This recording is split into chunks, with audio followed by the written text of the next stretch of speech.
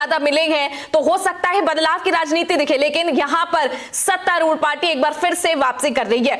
वहीं आपको बता दें कि सर्दियों का माहौल है लगभग पूरे देश में, लेकिन यहां पर जो जनसत्ता का न्यूज रूम है उसमें सरगर्मी बढ़ गई है क्योंकि सियासी हलचल तेज हो गई है। जैसे ही एनडीए की बढ़त जो है वो यहां पर नजर आई। हमारे साथ मेरी साथी आयुषी मोदी जुड़ी हुई है सीधे न्यूज रूम से। वहां पर किस तरीके का माहौल है, जो लोग आपके लिए खबरें तैयार करते हैं, जगह जगह से आंकड़े लेकर आते हैं और आपकी स्क्रीन पर रखते हैं, उन तमाम लोगों से आज चर्चा करेंगे कि एनडीए की इस बढ़त के क्या कुछ रीजन है और जेडीयू का जो तीर है वो किस तरीके से सटीक लगा। आयुषी, सबसे पहले यही जानना चाहेंगे कि फिलहाल जो न्यूज रूम है उसमें किस तरह की सरगर्मी नजर आ रही है। Over to you. जी हाँ निहारिका, देखिए बिल्कुल बिहार चुनाव के नतीजे हम पूरे न्यूज रूम से यहाँ पर लगातार कड़ी मेहनत से लाइव कवरेज सीधे जनसत्ता पे आपको दिखा रहे हैं, जहाँ पर यूट्यूब पर लाइव चल रहा है, हमारी वेबसाइट पर भी लाइव चल रहा है और एनडीए जो है 200 का आंकड़ा बिल्कुल छूने ही वाला है। ऐसे में कई सारी बातें हम यहाँ पर जानेंगे कि आखिरकार महागठबंधन इतना पीछे क्यों है, एनडीए को जीत के क्या क्या किन किन फैक्टर से एनडीए की जीत होने वाली है, महिला और युवाओं का क्या कुछ इसमें समर्थन रहा है। तो चलिए सबसे पहले हम बात करते हैं जनसत्ता के डेप्यूटी एडिटर से और जानेंगे कि आखिरकार यहाँ पे जो ट्रेंड्स है वो क्या बता रहे हैं। अभी तक तो यही लग रहा है कि नीतीश कुमार के लिए काफी तेज सहानुभूति लहर आई है इस चुनाव में, क्योंकि उनकी सीटें लगभग डबल हो गई हैं और उसका फायदा भाजपा को भी मिला है और कहीं ना कहीं बिहार में दिख गया कि नीतीश का कोई विकल्प नहीं है। सर, अगर सीएम फेज की बात की जाए तो एनडीए जैसे कि दिख रही है सत्ता में आती हुई वापसी कर रही है, तो एनडीए में से किसको सीएम फेज बनाने वाले हैं, बीजेपी का होगा या फिर जेडीयू का होगा? सिंगल फ्रेम में गठबंधन एनडीए, क्योंकि चुनाव से पहले विपक्ष ने बहुत हमला किया कि नीतीश सीएम नहीं बनेंगे दोबारा, तो इस बात पे बीजेपी बैकफुट पे आ गई, चिराग तक बैकफुट पे आ गए और उन्होंने मान लिया कि नीतीश सीएम बनेंगे। तो मुझे नहीं लगता कि अभी तुरंत नीतीश सीएम नहीं बनेंगे, अभी बनेंगे। एक आध साल बाद कुछ बदल सकता है, क्योंकि अगर ऐसा भाजपा करने का प्रयास भी करती है तो कहीं ना कहीं ये मैंडेट के संग धोखा होगा, क्योंकि मैंडेट नीतीश के नेतृत्व पे ही मिला है। जी बिल्कुल, आपको बता दें कि महागठबंधन ने जो है यहाँ पर महज 39 सीटों के साथ दिखाई दे रही है, लेकिन एनडीए जो है काफी बड़ी जीत के साथ आगे चल रही है। हम यहाँ पर मौजूद हैं और जानते हैं कि आखिरकार महागठबंधन इतना पीछे क्यों है और एनडीए के इतना आगे जाने की वजह क्या है। आपको बता दें कि लगातार कांग्रेस ने जो है लगातार आरोप मढ़ना शुरू कर दिया है। वोट चोरी का मुद्दा जो है पहले से ही तेज था और अब नीतीश से जानते हैं कि आखिरकार महागठबंधन जो पीछे है उसके पीछे चलने का क्या कारण है। ये महागठबंधन पीछे है और इसमें मुझे लगता है कि तेजस्वी को वो ट्रांसफर नहीं हुआ, बाकी सहयोगी दलों का साथ नहीं मिला। जिस तरह से एनडीए एकजुट रहा, साफ दिख रहा है इसमें नतीजों से कि जेडीयू, बीजेपी, हम या फिर चिराग की पार्टियों सबने एकजुट होकर चुनाव लगा, सबके वो ट्रांसफर हुए। जो रिजल्ट आ रहे हैं वोट शेयर से ये पता चल रहा है। लेकिन जो है महागठबंधन में आरजेडी ऐसा लगता है अकेले पड़ गई थी, कांग्रेस सीपीआई उस तरह से वो ट्रांसफर उनका नहीं हुआ एक दूसरे को। आपने इलेक्शन कमीशन की यहाँ पर वेबसाइट खोल के रखी है, देखिए यहाँ पर साफ दिख रहा है कि भारतीय जनता पार्टी जो है सबसे बड़ी पार्टी यहाँ पर दिखाई दे रही है। आपको लगता है कि क्या बीजेपी सिर्फ यहाँ पर अकेले सरकार बना सकती है अगर जेडीयू साथ ना दे तो? नहीं, भविष्य को सोचते हुए बीजेपी अकेले सरकार नहीं बनाएगी, लेकिन अगर हम जेडीयू को हटा भी दें यहाँ से तो भी बीजेपी 90-20, 110, 118 सीटों पे आगे चली बिना नीतीश के। तो 4 विधायक उसे लाने में दिक्कत नहीं होंगे, कोई भी दे देगा, लेकिन भविष्य को देखते हुए नहीं बन पाएगी। अगर तेज प्रताप की पार्टी में से कुछ एक विधायक अगर जीत के आते हैं तो क्या वो बीजेपी के साथ आ सकते हैं? तेज प्रताप को चौथे नंबर पे चल रहे हैं, तो लगभग हारते हैं 20,000 वोट से पीछे तेज प्रताप। तो तेज प्रताप का तो कोई उम्मीद नहीं है, किसी के पास कुछ नहीं दिख रहा है इसमें। तो चलिए, तो हालांकि बीजेपी जो है यहाँ पर बिहार में सबसे बड़ी पार्टी 90 सीटों के साथ जो है वो बढ़त बनाए हुए। उसके बाद दूसरे नंबर की पार्टी की बात की जाए तो जेडीयू है, उसके बाद आरजेडी जो है काफी कम सीटों पे है और कांग्रेस जो कि अभी डबल डिजिट का आंकड़ा भी पार नहीं कर पाई है। लेकिन आपको बता दें कि बिहार में सबसे बड़ा सवाल यही है कि क्या फिर से लालू यादव का सपना जो है वो अपने बेटे को सीएम के रूप में देखना चाहते हैं, वो फिर से टूटने वाला है। जैसे कि आंकड़े आ रहे हैं, जाहिर सी बात है कि लालू यादव अपने बेटे को एक बार फिर से सीएम नहीं बना पाएंगे, लेकिन ये शुरुआती रुझान है। अभी भी जो है ईवीएम से गिनती लगातार हो रही है और उसके नतीजे आना बाकी है। हमारे साथ यशवीर सर हैं, हम उनसे जानेंगे कि तेज प्रताप यादव और तेजस्वी यादव के बीच जो लड़ाई हुई है क्या उसका असर जो है इस चुनाव में पड़ा है। ये कहना कि तेज प्रताप की वजह से तेजस्वी या राजद को कोई इफेक्ट हुआ है, ये तो गलत होगा। जो तेजस्वी या राजद या महागठबंधन को जो नुकसान हुआ है वो सिर्फ और सिर्फ नीतीश कुमार और एनडीए सरकार की योजनाओं की वजह से। जो योजनाएं चुनाव से ठीक पहले उन्होंने इम्प्लीमेंट करी, खासकर महिलाओं से जुड़ी, तो उसका पूरा फायदा नीतीश कुमार और उनकी पार्टी को मिल रहा है। दूसरी चीज ये कि चुनाव की शुरुआत से ही एनडीए पूरी तरीके से एकजुट नजर आ रही थी और राजद ने अपनी फर्स्ट फेज ऑफ इलेक्शन के बाद भी अपनी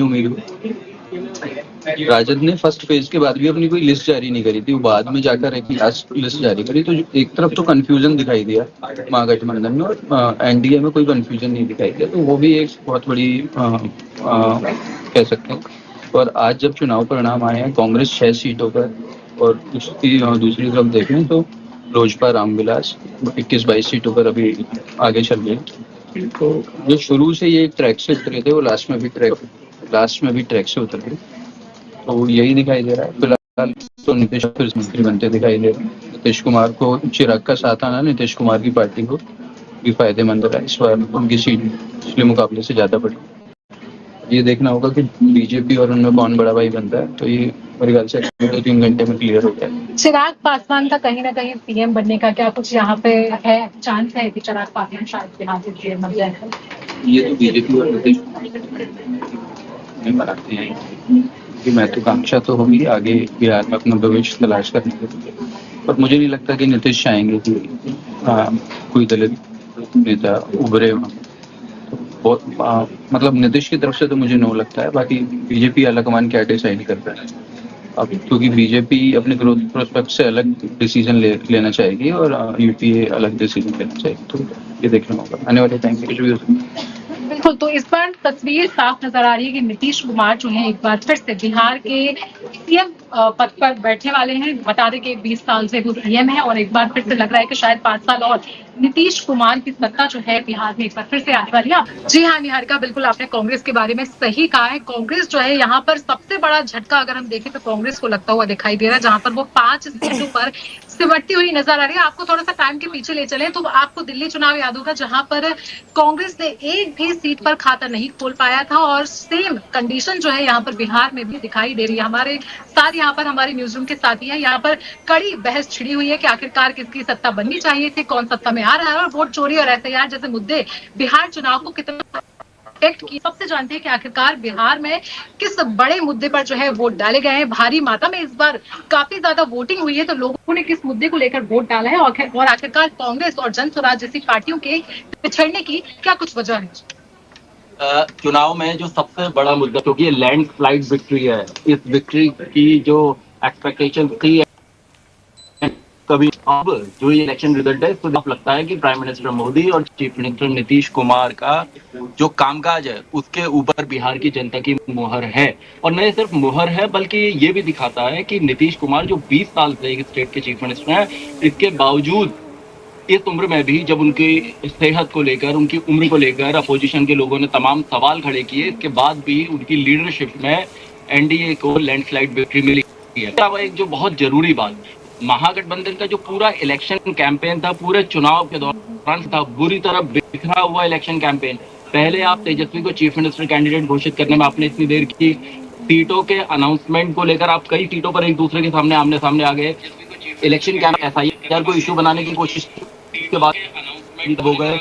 और जो नेशन होता है इलेक्शन में, आपने देखा नहीं होगा कि तेजस्वी और राहुल गांधी या बाकी अपोजिशन के लीडर्स एक साथ आए हों, हाथ में हाथ डाल के खुलकर चुनाव, ऐसा चुनाव प्रचार जब आप जीतने के लिए लड़ते हो वैसा चुनाव प्रचार महागठबंधन की ओर से इस चुनाव में देखने को नहीं मिला। और अब जो आगे आने वाला वक्त है इसके लिए महागठबंधन के लिए निश्चित रूप से बहुत ज्यादा मुश्किलों भरा होगा, क्योंकि आप जो एक्सपेक्टेड तो क्या आप बहुत 50, 40, 45 सीटों पर आप आ रहे हो, तो नीतीश कुमार और प्रधानमंत्री नरेंद्र मोदी के कामकाज, उनके वादों, उनकी बातों, उनकी सरकार के ट्रैक रिकॉर्ड पर बिहार की जनता ने भरोसा किया। जी बिल्कुल, आपने बहुत अच्छी बातें हमें बताई, लेकिन कई सारे लोगों का मानना है कि नीतीश कुमार की सरकार जो है बदलाव जो है एक राजनीति में आना चाहिए। अब एक बड़ा सवाल ये बनता है कि जब लोग लगातार बदलाव की बात कर रहे हैं तो जनता आखिरकार बदलाव को क्यों स्वीकार नहीं कर रही है। हम सुधांशु से जानेंगे, ये काफी सारी पॉलिटिकल खबरें बनाती है। मैं बिहार हूँ एक सीरीज करके इन्होंने चलाई है, काफी सारे चीफ मिनिस्टर्स के बारे में इन्होंने बताया। तो हम इनसे जानेंगे कि आखिरकार आप कौन कौन से अलग ट्रेंड आपको बिहार नतीजों में दिख रहे हैं। देखिए, सबसे पहले तो मैं बताना चाहूंगा कि इलेक्शन के टाइम में जन स्वराज को लेकर काफी एंटिसिपेशन था कि कैसा परफॉर्म करेंगे। प्रशांत किशोर ने इंटरव्यू दिया, शायद मुझे लगता है अगर जमीन पे उतनी मेहनत होती तो उनका परफॉर्मेंस थोड़ा बेहतर होता, लेकिन शून्य पे उनका आंकड़ा रह चुका है। तो सही मायनों में मुझे लगता है बिहार इलेक्शन का अगर कोई एक्स फैक्टर है, ना वो नीतीश कुमार है, ना वो मोदी है, वो चिराग पासवान। सबसे ज्यादा बार्गेनिंग उन्होंने की थी, लड़के लिटरली लड़के उन्होंने 29 सीटें मांगी है। 45 मांग रहे थे, करते करते 29 सीटें लड़ी। इस समय 21 से 22 सीटों पे आगे चल रहे हैं। स्ट्राइक रेट 70% से ज्यादा है। पूरे एनडीए कुनबे का अगर आप देखेंगे तो सबसे बेहतर स्ट्राइक रेट चिराग की पार्टी का चल रहा है। और जो सीटें पे वो चुनाव लड़ रहे थे, कई उनमें से ऐसी थी जिसमें एनडीए की कभी जीत नहीं हुई है, मुश्किल सीटें मिली थी। उसके बाद भी अगर ये परफॉर्मेंस दे रही है, बताने के लिए काफी है कि उन्होंने कमाल किया है। अब क्या बीजेपी उन्हें रिवॉर्ड देती है? उन्होंने कहा था कि मुझे डिप्टी सीएम का पद चाहिए अपनी पार्टी के लिए। परफॉर्मेंस उन्होंने कर दिया है। तो दिलचस्प अब ये रहेगा, सबसे बड़ा सवाल है कि आखिरकार चिराग को इसके एवज में क्या रिवॉर्ड मिलता है। यही बात मैं कह रहा हूँ। रिवॉर्ड उन्होंने पहले ही बोल चुके हैं, वो डिप्टी सीएम का पद मांग रहे हैं। अब ये बीजेपी के दिखते कि वो उनको डिप्टी सीएम का पद देती है कि नहीं देती है। लेकिन ओवरऑल अगर देखा जाए, एनडीए का परफॉर्मेंस अप्रत्याशित है, ऐतिहासिक है, लेकिन वहां भी चिराग पासवान की जो परफॉर्मेंस है वो मायने रखती है। 2020 के चुनाव में वो बागी थे, एनडीए से अलग होकर लड़े, जेडीयू को नुकसान दिया। इस बार उन्होंने परसेप्शन सेट किया, मैं मोदी के साथ खड़ा हूं। नीतीश कुमार की समय समय पर आलोचना की, लेकिन एनडीए में एकजुट रहे, उसका फायदा साफ दिख रहा है। पिछली बार 1 सीट, इस बार 22 सीटों पर आगे। बताने के लिए काफी चिराग सबसे बड़े एक्सपेक्टर साबित हुए। और अगर देखा जाए राहुल गांधी की बात की जाए तो हाइड्रोजन बम, SIR, इन सारे मुद्दों के साथ राहुल गांधी जो है हमेशा आगे आए। इन पर क्या कुछ इसका असर दिखा है बिहार पे जमीनी स्तर पर? कोई असर नहीं दिखा है, बल्कि हमें कहना चाहिए जो हाइड्रोजन वाली की प्रेस कॉन्फ्रेंस थी, वहां उन्होंने पहले ही हार मान ली थी बिहार चुनावों को लेकर। खुद उन्होंने सामने से बोला कि बिहार में भी वोट चोरी होने वाली है, यानी कि असल नतीजे आने से पहले वो निराशा में दिखाई दे रहे थे। अब परिणाम सामने है, ऐतिहासिक अप्रत्याशित जीत एनडीए को मिल रही है। देखने वाली बात होगी कांग्रेस का स्टैंड, या कहना चाहिए राहुल गांधी का स्टैंड अब इस पे क्या रहता है। बाकी बिहार चुनाव पे SIR का कोई असर ऐसा देखने को नहीं मिला है। वही वाली बात है कि अगर इस समय कांग्रेस या महागठबंधन सत्ता में वापसी कर रही होते तो ईवीएम जो है वो सारी फेयर और सही होती, लेकिन चूंकि एनडीए जो है वो सत्ता में वापसी कर रही है, तो इस बार अब जो विपक्ष है वो अपने आरोपों के साथ तैयार है।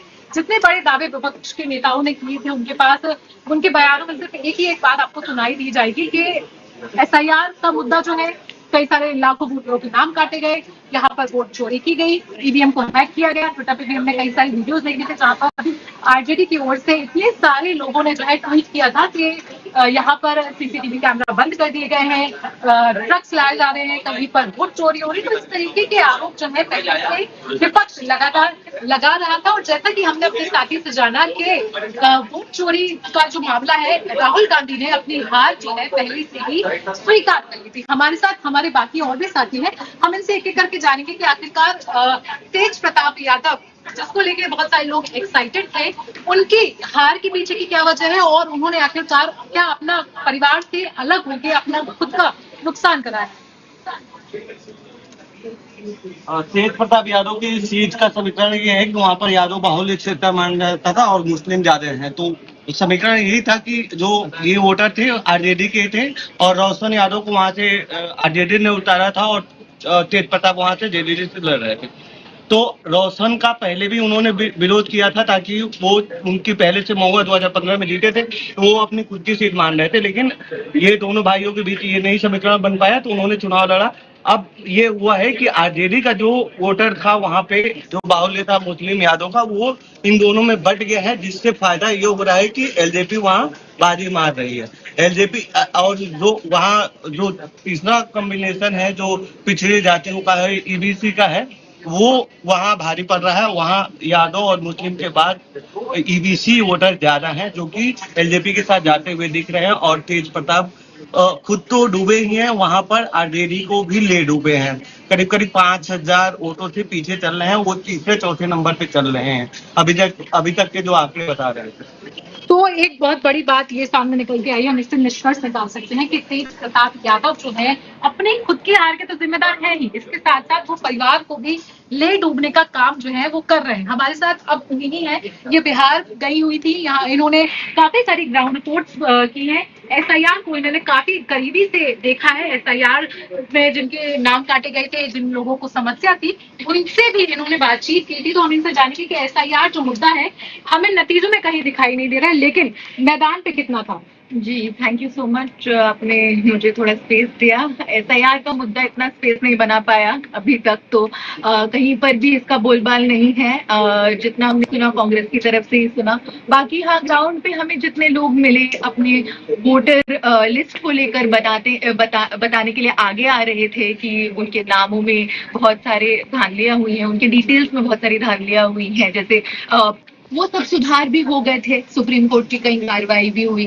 तो शायद वोटर अधिकार यात्रा हम कह सकते एक तरीके से राहुल गांधी के लिए एक सेटबैक है, क्योंकि ये जो स्ट्रैटेजी थी ये कहीं मुझे ऐसा अनुमान है कि ये फेल पूरी तरह से ऑन ग्राउंड जिस तरह से बीजेपी काम करती आई है, सिर्फ चुनाव के वक्त नहीं बल्कि उसके पहले भी, जैसा कि मैं अभी परिणाम भी देख रही हूँ, बीजेपी के कई नेता जो है मैथिली ठाकुर को टिकट देने के लिए भी आगे आए थे। नित्यानंद राय के बारे में मैं अभी पढ़ रही थी, तो वो भी काफी मजबूत पोजीशन पे हैं इस वक्त बिहार बीजेपी के लिए। और एक तरीके से हम देख रहे हैं कि नीतीश कुमार अब अपना बच्चा दिखा रहे हैं, तो ये भी एक बीजेपी के लिए एक चैलेंज है। तो कई तरह से बीजेपी को फायदा ही हुआ है, जो भी फैक्टर्स इस बार चुनाव में आगे आए हैं, जो हम चुनाव में कवर भी करके आए हैं। लेकिन अब जो नतीजे आ रहे हैं, एग्जिट पोल्स में भी हमने एक्सपेक्ट किया था इसी तरीके के नतीजे, और अब नतीजे तो बीजेपी के लिए बियॉन्ड एक्सपेक्टेशन है। तो यही मेरा आई थिंक एनालिसिस है, और ग्राउंड पे काम करने की जरूरत है। शायद महागठबंधन इतना ग्राउंड पे नहीं है जितना दिखाने की कोशिश हो रही है।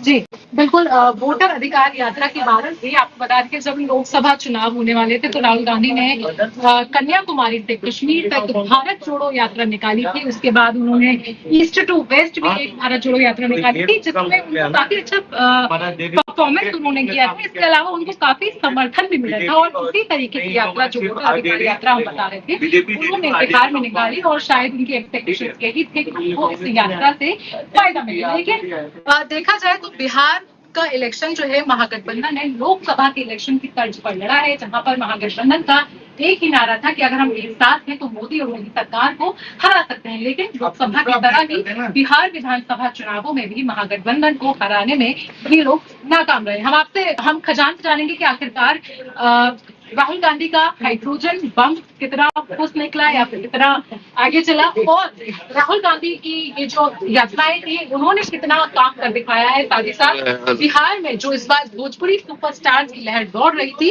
उनके इस समय क्या हाल है। बिल्कुल, देखिए अगर आप देखेंगे तो राहुल गांधी का हाल आप स्क्रीन पर देख ही सकते हैं, क्या हाल राहुल गांधी का हो रखा है। मात्र 4 सीटों पर जो है वो आगे चल रहे हैं, और अभी मुझे लगता है जब तक ये नतीजे आएंगे, पूरे नतीजे आएंगे, और कम जो है राहुल गांधी का पूरा मुझे लगता है डब्बा गोल ही यहाँ पर बिहार में होता हुआ नजर आएगा।